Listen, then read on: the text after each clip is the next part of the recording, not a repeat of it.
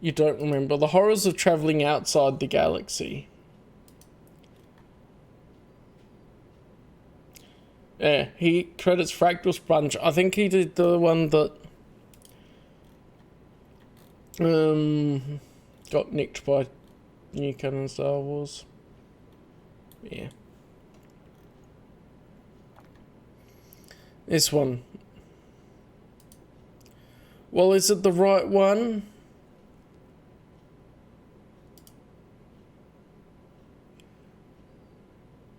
That one. Okay.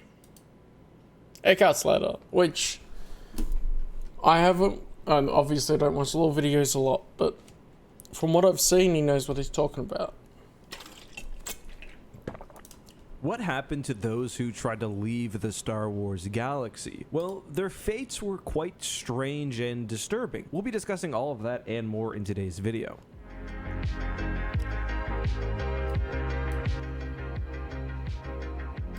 And some projects didn't even get out of the galaxy before they were screwed over.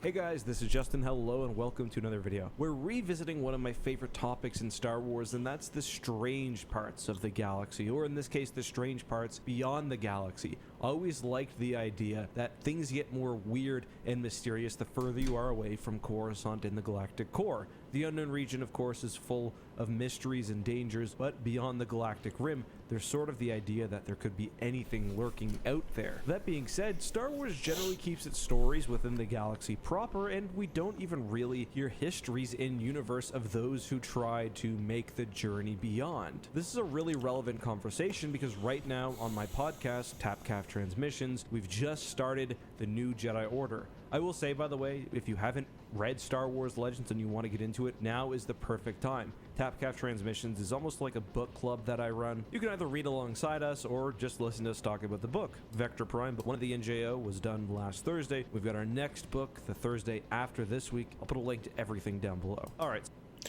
Yeah.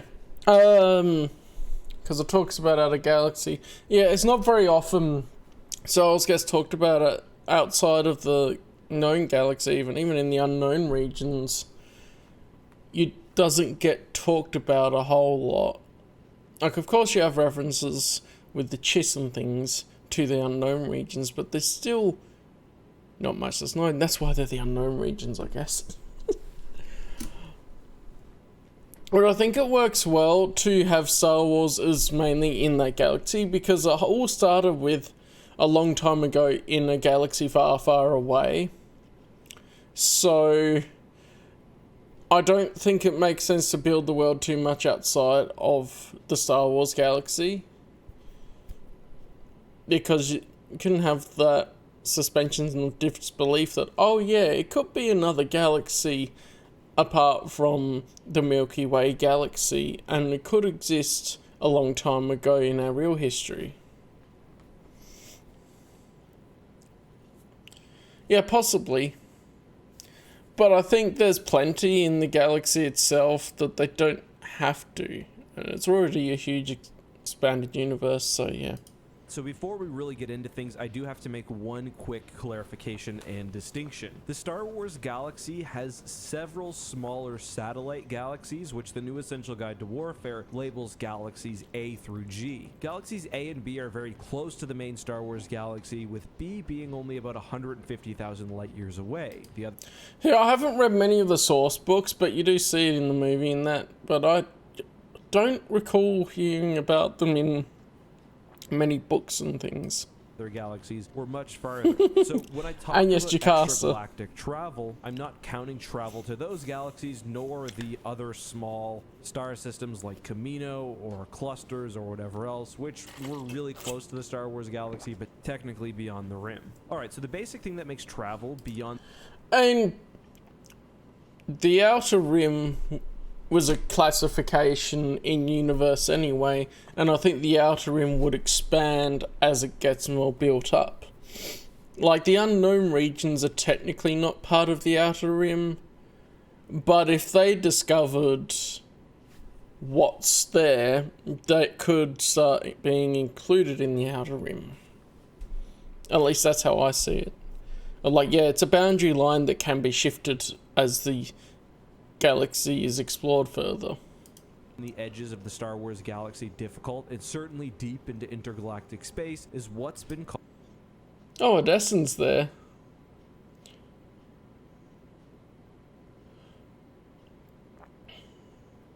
Zakul and Ikath have placements. Where's this map from? I know they put in new canon stuff too, which is like, eh. Oh, I don't think you should really put a placement for Zanama Sakot either, because that move around the galaxy. But anyway. Called the hyperspace turbulence or the hyperspace barrier outside the galaxy. Yeah. But if you go, okay, we've now discovered a sufficient amount in the unknown regions that is similar to the Outer Rim, then the Outer Rim border boundary line would encroach, and the unknown regions will be less unknown, and so it would be smaller. Oh, it depends if they've discovered anything. Galaxy. The new Essential Atlas describes this as a hyperspace tangle, which strangely doesn't have a real space counterpart. I call this strange because most phenomenon which exist in hyperspace are shadows of things that exist in real space, whether...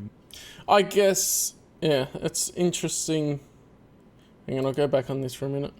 But it's interesting... Yeah. The Outer Rim has hyperspace routes and all that through it.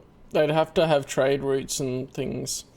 So if they ever, say, figured out a trade route with the Chiss Ascendancy, then they could start going that way.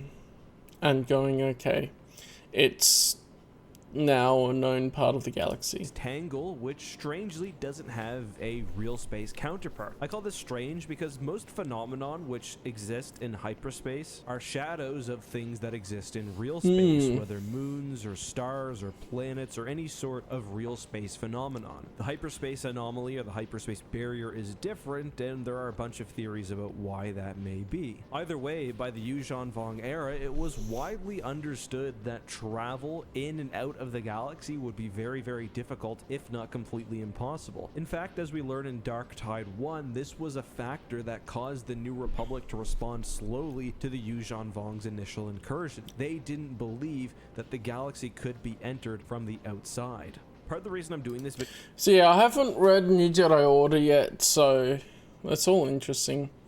It's just I haven't gotten around to it chronologically. I'll get there eventually. I'm on Survivor's Quest at the moment. And then I have already read the Thrawn trilogy. Yeah. Survivor's Quest is after the Thrawn trilogy, before Dark Empire. It was because Vector Prime actually gives a really good description of what scientists thought about extragalactic space. This is a quote that, for whatever reason, I didn't mention in prior videos, so here it is. Before this moment, no one had ever witnessed evidence of, let alone the actual event of, an extragalactic breach. Many scientists argued that such a breach could not even be accomplished. Certainly several brave explorers and a couple of desperate outlaws being chased by the authorities had gone into the turbulence of the galactic rim over the last few decades, but none had ever been heard from again. Here might be the answer and the questions. So the book explains that something exists outside the galaxy, as we've discussed, that causes people to, well, not return. That actually... And take note that unlike Stupendous Wave, he actually says, okay, it's in Dark Tide 1 and in Vector Prime. Significantly increases the lethality of the galactic barrier compared to the prior description, and also makes clear that people have tried it, but no one has returned. The character whose thoughts were intruding on in that passage is known as Danny Kui. She was a member of the X-Gal Society. The X-Gal Society had outposts on various worlds near the very edge of the galaxy, and essentially set up listening posts to look for extragalactic signals. The discovery of what they thought to be a large rock, but was in reality a Yuuzhan Vong world ship, was incredibly strange. They assumed that it either had anomalous properties, that it was actually a tightly packed set of gas, or that the mass had somehow passed through a strange gravitational field to allow it to bypass the barrier. In reality, what happened is the Yuuzhan Vong traveled through the Eugene Vong. I do find it interesting because it's a very different approach to technology that the Yuuzhan Vong have. He says Yuuzhan Vong.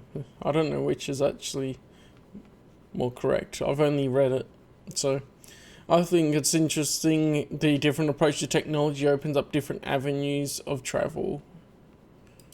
An area of space known as Vector Prime. Vector Prime was one of perhaps several areas in the galaxy where this barrier for some reason did not exist. If you imagine a giant moat between the galaxy and extragalactic space, Vector Prime is sort of like a bridge. How many of these bridges were there? Did the Yuuzhan Vong perhaps create it with their gravity manipulation creatures known as...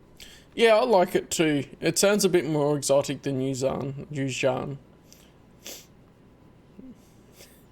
It's also an anagram of Zahn at the end of it, so that's like Timothy Zahn. Dovin basils. It's kind of hard to say. There is also, I will say, the distinct possibility that the hyperspace anomaly is simply imagined, and I know that was once a more popular theory online, but I think some of the new, more modern sources, including the Essential Atlas, have made it pretty clear that this was a real phenomenon. One thing I will note too that's, I think, not without a good explanation is the fact that some sources describe the barrier as only surrounding the western side of the galaxy. Some... Why does he have to use those visuals in an expanded universe video anyway?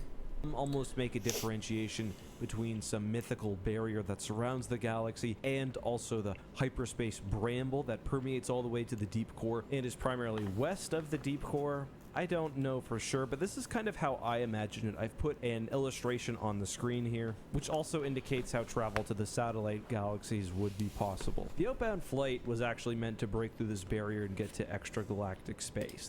Yeah, that's what I mean by other projects get stopped before they ever get to that point too.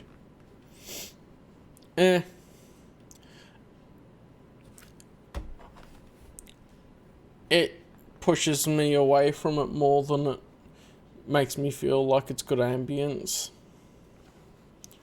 because given that he uses those visuals, and yes, he uses sources like Vector Prime and stuff, but who knows if he's actually including new canon in the explanation for this.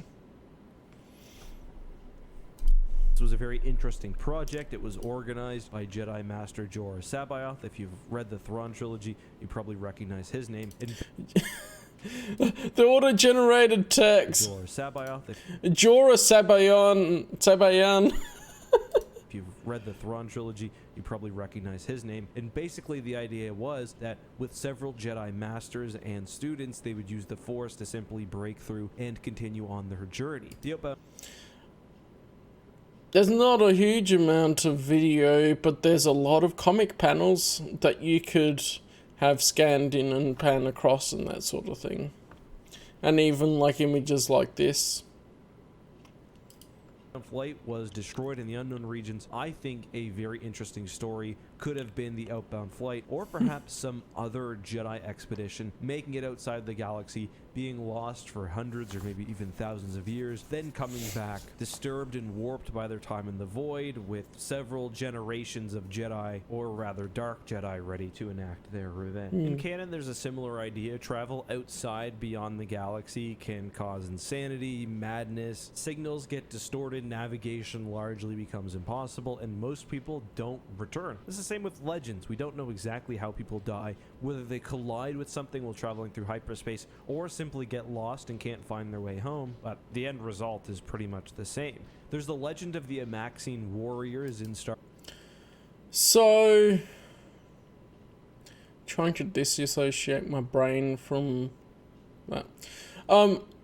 There's also, what if it actually just works as a one-way tunnel type thing? Of like, there's parts of it that the Yuuzhan Vong found, like Vector Prime, that worked as a one-way tunnel in, but then there may also be, with the correct technology, one-way tunnels out. Yeah. I'm not sure if the New Republic tried either. I don't think they were ever at a spot where they were thinking about that, because they had enough problems as it was. Star Wars canon, who we hear about most notably in Bloodline and Into the Dark, who purportedly left the galaxy, but more likely were simply destroyed by the Drengir. Anyway, that's all I have for you guys today. I know I've covered this topic a couple of times in different videos, but it's one that I thought I had enough material to return to. What do you think about me revisiting old video topics? Would you prefer that I avoid it totally? Is it okay sometimes if I've got new information like today? Or just generally, do you like when I revisit and update older videos? Let me know all of that and more down below. Until next time, guys, be safe, have a good one. May the Force be with you. And I think it works really well the way stories are. Like, they say about the option of, like, Dark Jedi and stuff being outside the return back. And they already have, like, the Dark Lords. Wait. I have the book here, wherever it is. I'm pretty sure, yeah. The Lost Tribe of the Sith, which is already a story about a tribe of Sith getting lost. Nah, not from the title. A series of short stories, actually. But then that leads into Fate of the Jedi and that sort of stuff.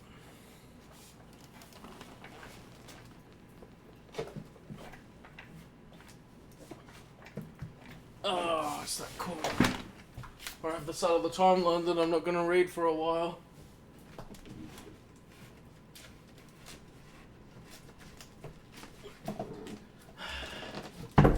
Blast it. Get in there.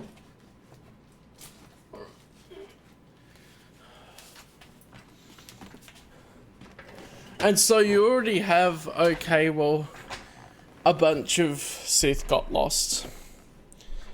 And then found their way back into the known galaxy. Yeah. Well, not Bothans in general as much as just Borsk.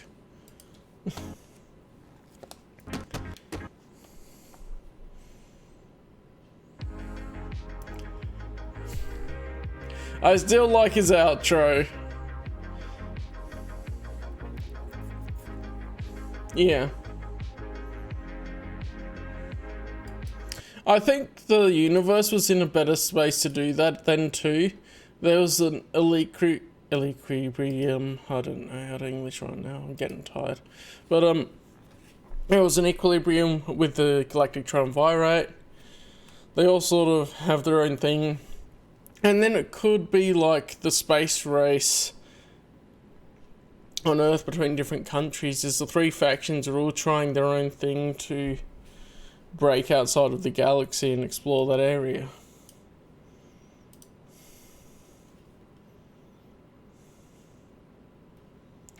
Oh, this is the one from earlier.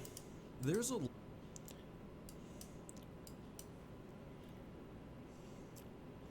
Yeah, I think there was a natural progression there that's lost just because of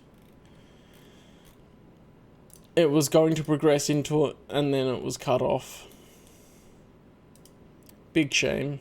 There was so much potential for extra other stories and ideas to be explored. There's a lot of nasty stuff hiding out there between the stars. Forgotten fleets, gigantic monsters, black holes. But few things inspire fear like the unexplainable, the things that go bump in the night. And in the Star Wars universe, there are unexplainable sentient entities which will go out of their way to prey on living beings. Yeah, they're called the Yuuzhan Vong. We'll discuss Star Weirds, Space Wraiths, and more on today's Star Wars Legends lore video. Other than that, yeah. I mean, the possibilities are endless of what kind of ideas that you can introduce when it goes outside of the Star Wars galaxy.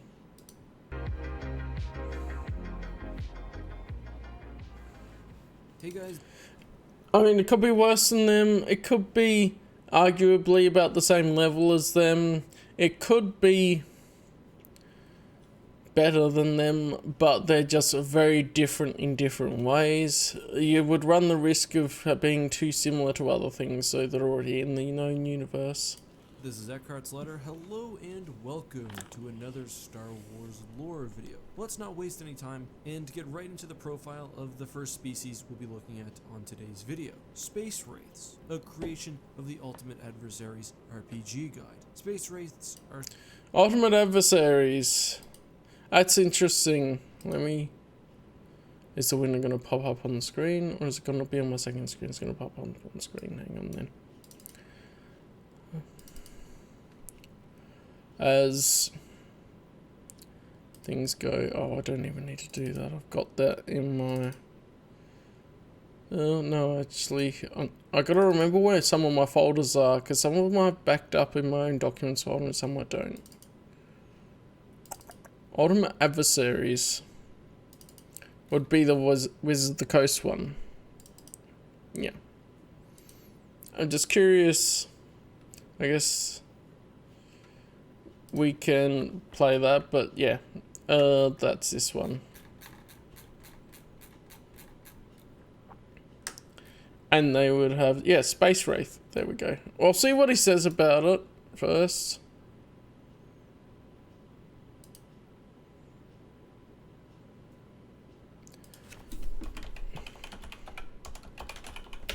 I don't even remember that.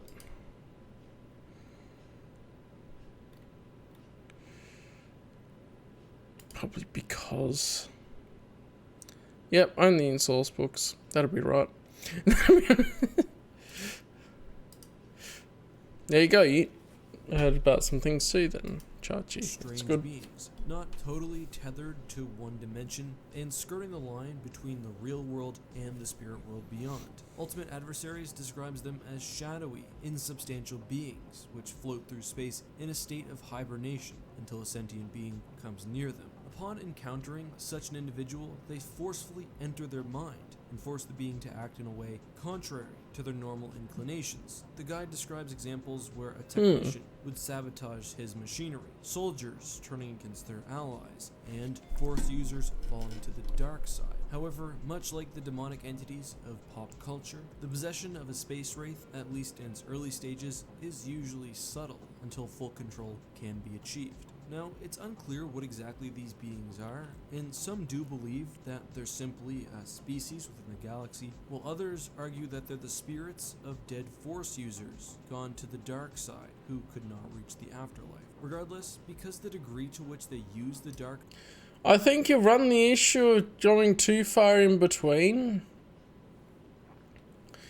So we already have Sith spirits and things. Let's just have a look at that. 118. You also have Space Slug. Giant. Look, Space Slug. So yeah. I mean, he posted the screenshot. I don't need to elaborate on that too much. They have species traits.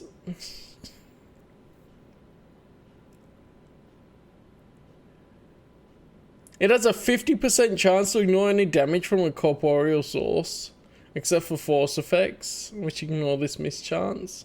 Wow.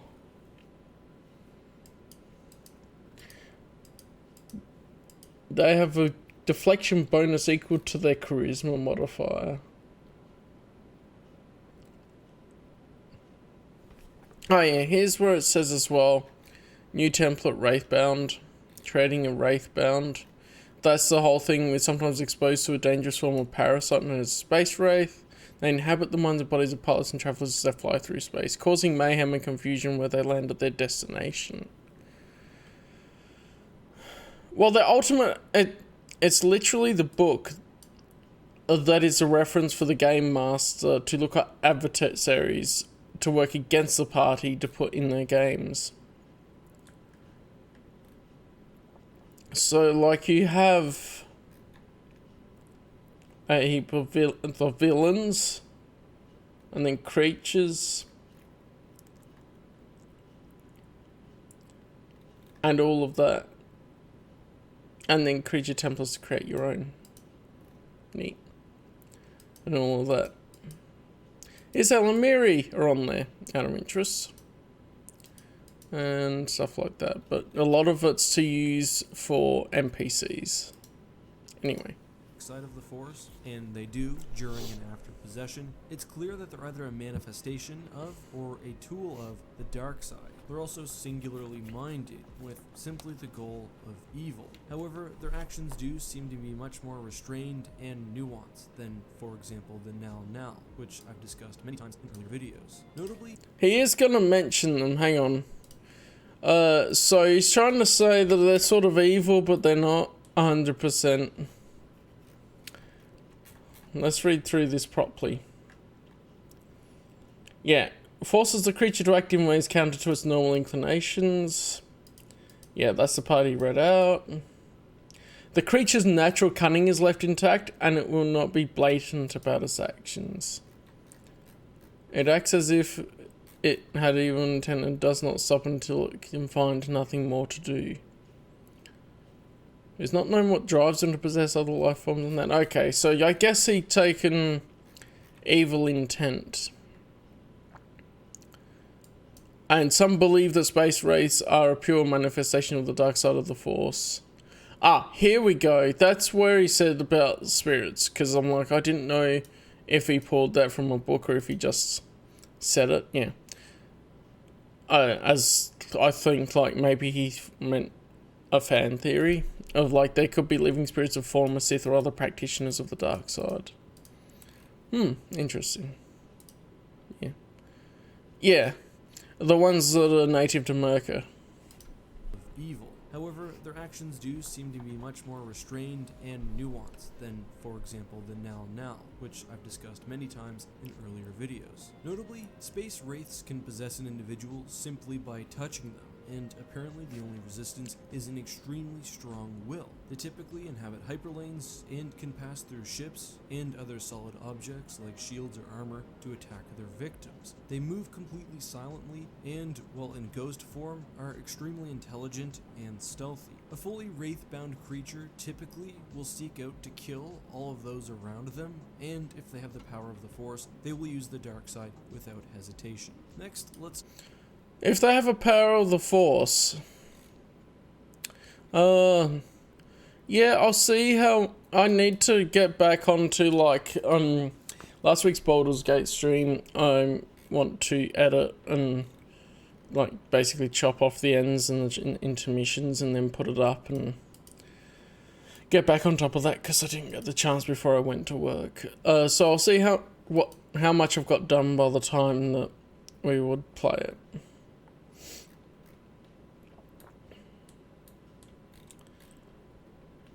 So, oh look, there's the stats. It's revised core edition source book. So you'd have to adapt that to Saga edition.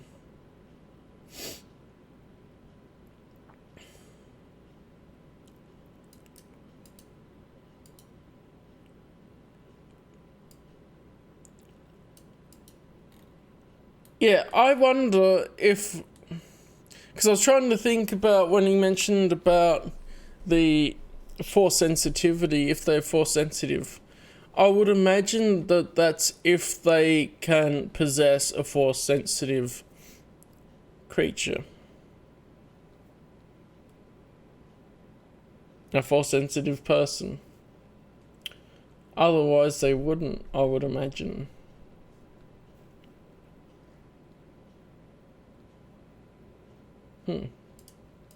Talk about Star Weirds, another creation of the Ultimate Adversaries Guide. Like Space Wraiths, Star Weirds! I think it's really cool to look at these and go, a lot of the really cool stuff is put into the RPG stuff, but at the same time, they were always written to not conflict with the existing continuity. Yeah, there they are, 121. Of course, there's lots of spiders. Yeah, that's a picture of them. Nice. No, that's where it starts. Okay. Weirds were found only in deep space. However, they seem to be a bit more off the beaten path. Rather than inhabiting hyperplanes, they more or less kept to themselves. Yeah, that's what I'm thinking, is that these reactions and discussions and things I'm going to put as separate videos. Because when I'm actually sent something and I can react to it and talk about it, it helps me also think of it as a video idea type thing. Whereas if I was just trying to go off, oh, what would I do for a Star Wars lore video? I don't have a clue. And we talk about interesting things from it. Is until someone is unlucky enough to run across them. When this happens, the guide says the victim sees an impossibly tall humanoid, so gaunt as to be nearly skeletal, with long, white hair floating around its head, even within artificial gravity. It wears rags that hang in strips from its bony arms, and when you look at the face of the Star Weird... You know why I put that there. You gotta get those hag titties, don't you?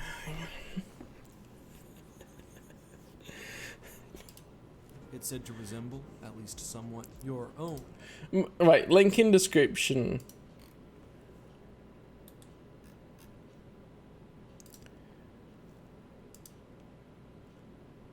Access denied. Why? Hang on. I'll try the other browser.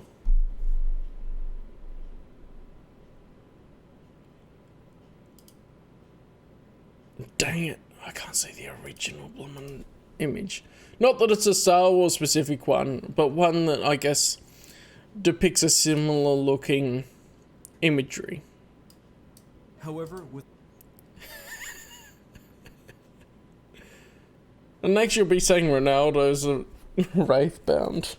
a large mouth full of sharp teeth and an eerie glow behind the eyes. And that is a somewhat altered quote from the book. Unlike wraiths, Star Weirds do not possess a victim. Rather, they simply attack them, usually with their claws or a scream which can be heard even in the middle of space. For some reason, they focus especially on Force users, leaving some to believe that they could be a manifestation of the dark side.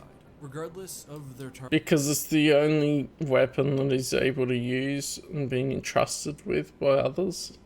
space wraiths will not stop pursuit until either they or their victim are killed. However, it's unknown how you actually destroy a space wraith, likely through the light side of the Force. How exactly non-Force sensitive targets are selected is unknown, but it is believed that Star Weirds may feed on the life force of living beings. Notably, aside from their scream, Star Weirds could use other powers, including Force lightning. So, interestingly, these two beings are certainly not the only recorded instances of ghosts or weird entities in Star Wars, far from it in fact. Obviously, we have the light side Force apparitions of dead Jedi, but in Legends at least, Force ghosts of dark side users could also return with a malevolent intent. Some, like Exar Kun, would even go on to possess living beings. We also have unknowns, like the Vision, or perhaps Thing, that appeared before Luke on Dagobah, or Sith beasts, or Sith magic, which sort of straddles the line between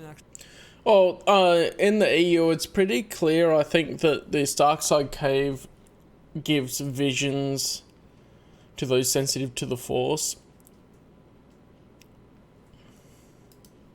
creation of the dark side itself and the manipulation of a living being. Add to that Abeloth, who was known to use her own will and the Force to inhabit bodies violently, and others like the Nal Nal, and it's very clear that... Yeah, how do you pronounce this? Mungo Mago? Mingao Mingao? Gao Gao? I guess if he was trying to say it in a way that doesn't tongue tie him every time. that deep space in the Star Wars universe is very dangerous, and also that there certainly is at least some form of life after death. Today's question comes from the Force Explored, who asks whether I would like to, and do I believe that there is currently... Okay, hang on, before we see that silliness. What else have we got with the Star Weird?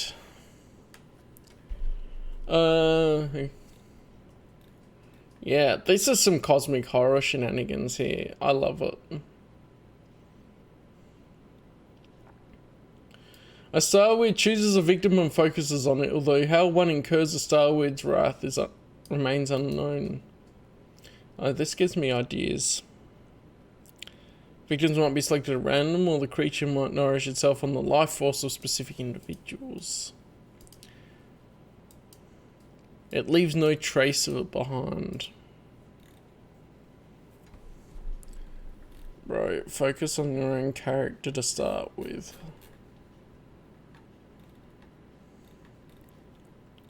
Large force using vacuum predator.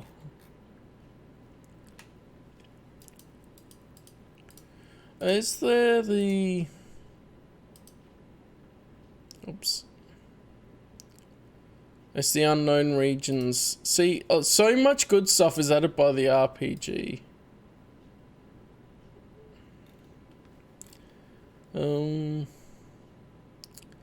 If you commented something after I want to play that character, then I missed it because I clicked on history to check the Miguel, and it did that thing where it uses the same tab that I've got a chat open in.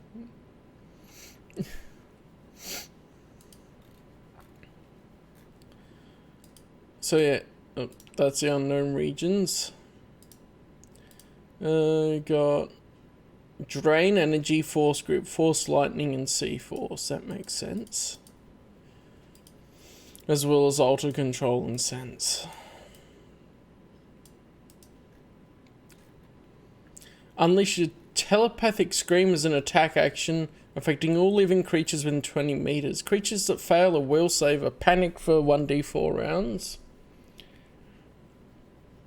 And a creature that successfully saves against it cannot be affected by the same style weird scream for 24 hours.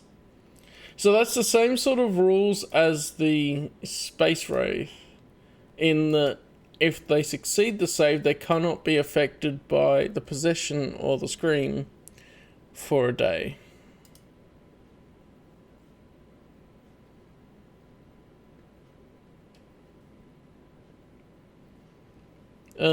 I want to look at the Miguel stuff. I have a really good high quality version of the unknown regions now from looking online. The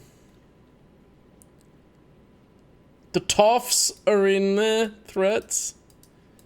Yeah, 137.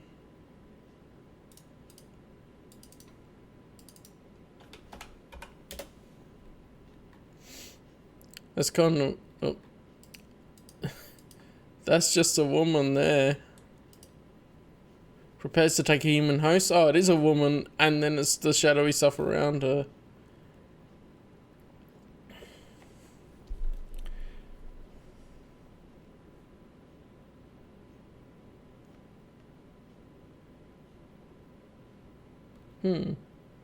A thick grey ooze, opaque in colour, slimy in texture, and smelling of sweet rot. Charming. It exists on the surface of the planet Mugfellow, where it forms a world ocean that submerges the planet from pole to pole, broken only by empty continents covered with petrified forests and crisscrossed by rivers of grey. Interesting. So motivations... Some who have spent time among the petrified forests claim to have conversed with the Miguel, and they have filled journals with recollections of his dreamlike observations. They speak in verse, metaphor, and riddles. One of us speaks in riddles, one of us in rhymes. Often using ancient languages or adopting forgotten conventions of speech. Some say that it is a deceiver and that every word it utters is either a lie or flattery. They tell tales of the Celestials, the Rakata, and the dawn of the Jedi, as well as the current plots of conquerors, the locations of lost wonders, and answers to mysteries that have existed for tens of thousands of years. What the heck? How did I never hear about them much before? Miguel relishes deceiving the gullible and stringing along the hopeful with truths that will remain forever just out of their reach. Of course, the Rakatans were... The Infinite Empire spanned all of the known galaxy at the time. Apart from Tython, basically.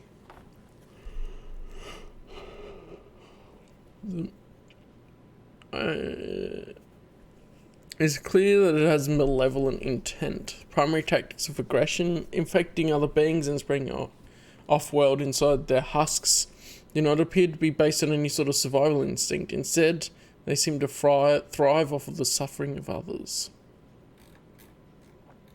I don't know if he's going to explain them more, but that's really cool. There's so much detail in these that they're so worth reading, but I find that unless something particularly grabs me to go, what are they? I tend to think the source books are pretty dry compared to the narrative stories being told. And so I like being introduced to stuff in actual stories rather than just reading it like this. But this is still super interesting. I just don't tend to gravitate towards going, okay, I'm going to sit down and read the book. This RPG book. That's cool. A series being developed on Disney that's based about Rogue Squadron and their missions during and after the Galactic Civil War. Of course, I would love to see this. I'm a huge fan of the X-Wing books from the Star Wars Legends expanded universe, and I find it really strange that Rogue Squadron has received almost no attention in the new canon. However, it's very unlikely that Rogue Squadron is a major part of the New Republic, but they certainly could see some action during the Galactic Civil War. Do I think such a show is likely? Probably not, but I think the Alphabet Squadron trilogy will sort of fill that gap pretty nicely, and Alphabet Squadron is personally my most anticipated EU work. But thanks for the question, it was a great one. I don't agree with Eckhart's letter calling the new canon material EU. I think it just confuses things more and is inaccurate, because they have officially still called what they now call Legends Expanded Universe. I think I have a good example of that I was just thinking of. Will this go back to the start? It will. No, it will not. I'll have to remember my place in it. I started listening to the newer Yoda Dark Rendezvous audiobook, and they have a very interesting thing at the start of it that I will play for you guys so that you can hear it after I finish this. I hope you guys enjoyed this episode. If you have a question you'd like me to answer next time, consider leaving it down below with the hashtag AskEck. By the way, before we leave, I'd like to thank everyone who joined me on stream last night for the first part of the Republic Commando Let's Play series. If you want to make sure you catch part 2, I'll put a link to the Twitch account down in the description. I may also put the full video on X2, but that's only if you guys are interested. Let me know. Anyway, until next time guys, this has been Eckhart's Ladder. May the Force be with you. Okay, so it doesn't say anything else about them other than mentioning them, which is interesting. And also, he doesn't even use the picture that's in the source book. The Essential Legends Collection. For more than 40 years, novels set in a galaxy far, far away have enriched the Star Wars experience for fans seeking to continue the adventure beyond the screen. When he created Star Wars, George Lucas built a universe that sparked the imagination and inspired others to create. He opened up that universe to be a creative space for other people to tell their own tales. This became known as the Expanded Universe, or EU, of novels, comics, video games, and more. To this day, the EU remains an inspiration for Star Wars creators and is published under the label Legends. Ideas, characters, story elements, and more from new Star Wars entertainment trace their origins back to material from the Expanded Universe. This Essential Legends collection curates some of the most treasured stories from that expansive legacy.